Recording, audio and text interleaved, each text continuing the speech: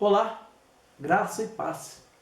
Por muito tempo, eu acreditei, eu pensei que um lar ele era construído somente por meio de milagres.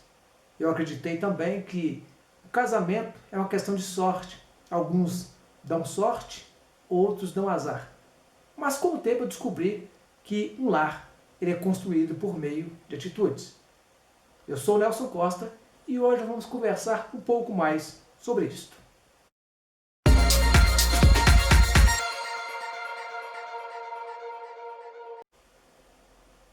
Quem nunca teve uma crise no casamento? Quem nunca passou por algum tipo de dificuldade na relação conjugal? Todos nós experimentamos algum tipo de dificuldade na relação conjugal. E o pior de tudo é que a gente quer acertar errando.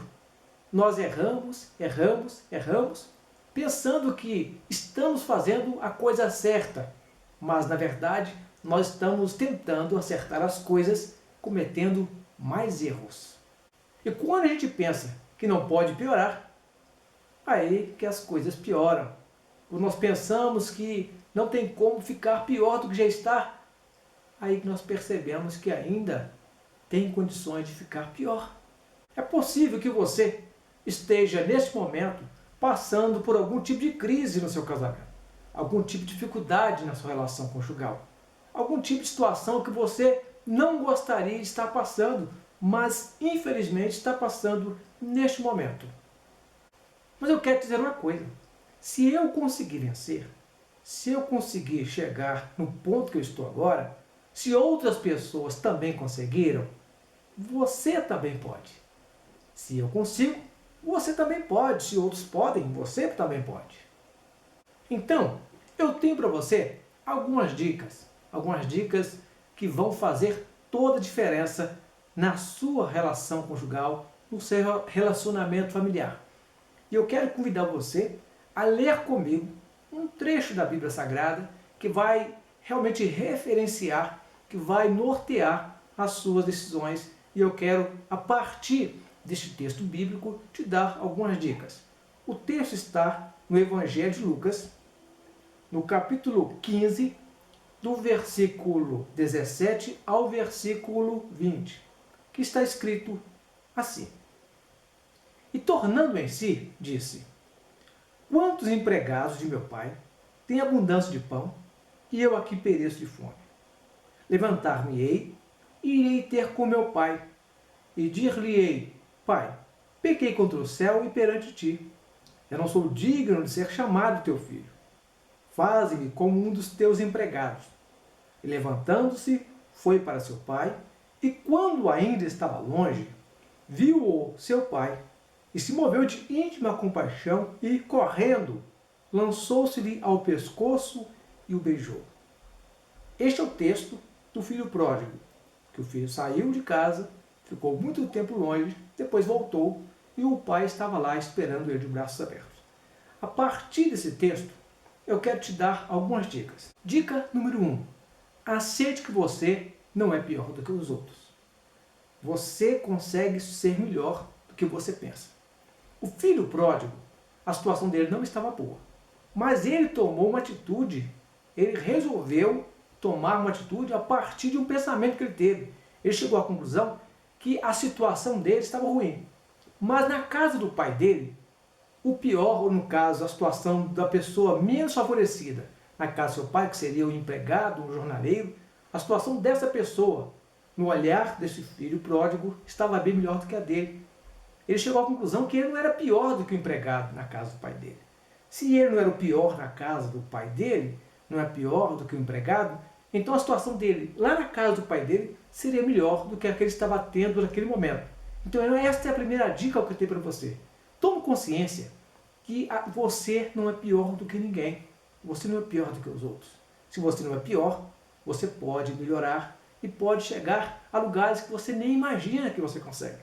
Mas você tem que tomar consciência de que você não é pior do que os outros. Esta é a primeira dica. Segunda dica: aceite que você tem cometido erros. Aceite que você tem errado em vários momentos do seu relacionamento conjugal. Não é somente o outro que tem errado. Você também tem errado. E ao perceber que a gente comete erro, a gente pode olhar para outra pessoa de forma diferente. O filho pródigo, ele tomou essa atitude porque ele percebeu que ele errou.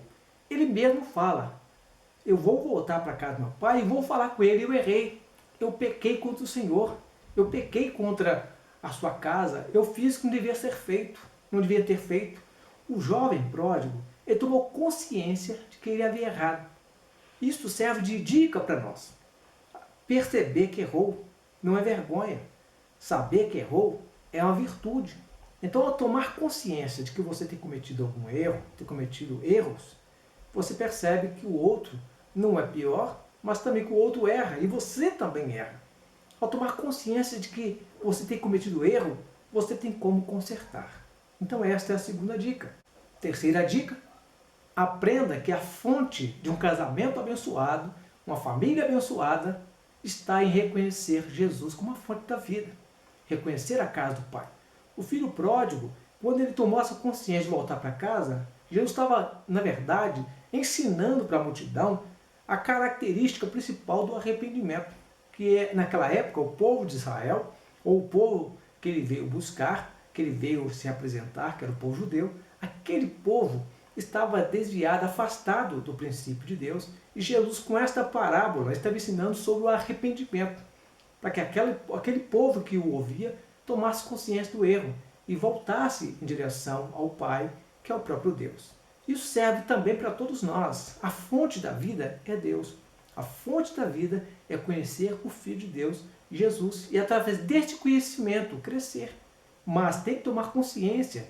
Essa terceira dica é que a pessoa perceba que se ela não retornar à presença do Pai, ela não tem condições de comer do melhor da terra. Ela não tem estrutura para vencer as dificuldades da vida, nem as dificuldades do próprio relacionamento conjugal. Então, essa terceira dica, ela também é tão importante quanto as outras. No meu ponto de vista, no caso, a dica mais importante. É perceber que Deus é a fonte da vida e que na casa do Pai, na presença de Deus, qualquer pessoa tem uma vida boa, tem uma vida tranquila. A quarta e última dica é que você deve fazer como aquele filho pródigo fez. Ele se levantou, ele tomou uma atitude, ele agiu e disse, eu vou voltar para a casa do meu pai. E de fato, ele não apenas falou que voltaria para a casa do pai, ele voltou. Isso significa que para você conseguir êxito em sua jornada, você tem que sair da situação que está e agir em direção a uma nova postura.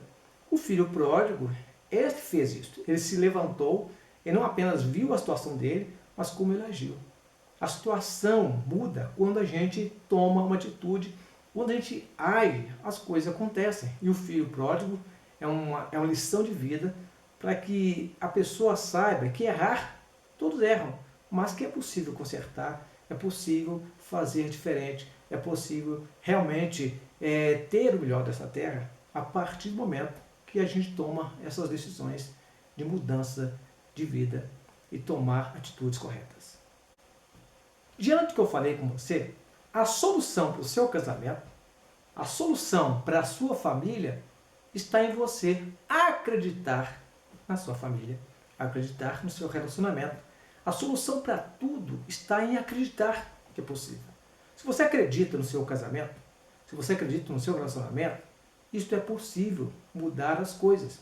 O meu casamento é o que é, porque eu acredito nele. A minha família é o que é, porque eu acredito nela. Porque a partir do momento que eu acredito, eu vou agir para que as coisas aconteçam. A partir do momento que eu acredito, eu encontro forças, eu encontro energia, eu encontro disposição para fazer a diferença e realmente conquistar a minha família, conquistar o meu lar. Mas é importante que você siga as dicas que eu falei com você a partir da parábola do filho pródigo. Ele errou, ele saiu da direção que o pai queria que ele estivesse, saiu. Mas ele caiu em si, tomou consciência do seu erro e voltou para casa. Então, volte para a sua família. Volte a olhar para a sua família. Quando eu falo voltar, não é que você saiu, mas que você começa a olhar para a sua família, olhar para o seu lar, como uma coisa mais importante que você tem. e acreditar que é possível fazer a diferença. Agora reflita um pouco. Se o jovem da parábola não tivesse tomado as atitudes que tomou, se não tivesse reconhecido seus erros e voltado para casa, qual seria o final de sua história? Se você também não toma a atitude certa e não segue essas dicas que eu estou passando para você, qual será o fim da sua história? Pense nisso e fique com Deus.